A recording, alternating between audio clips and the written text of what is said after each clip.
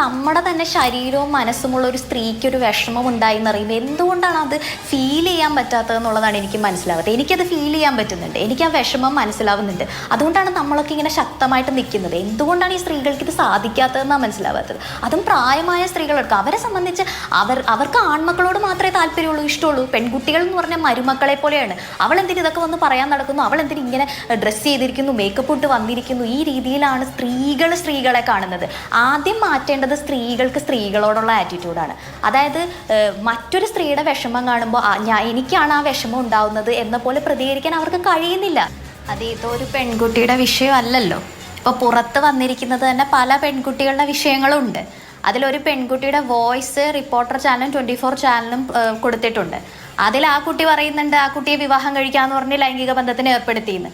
അപ്പോൾ ഒരാൾക്ക് എത്ര പേരോട് പ്രണയം തോന്നും?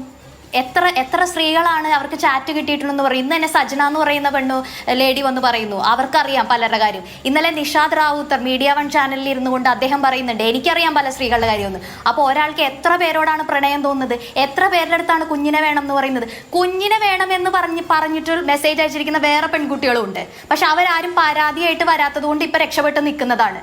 അത്രയും വിചാരിച്ചാൽ മതി. അവർക്ക് ധൈര്യമില്ല പരാതിയായിട്ട് വരാൻ. ഇതൊരു വിഷയമല്ല എന്നുള്ളതാണ്.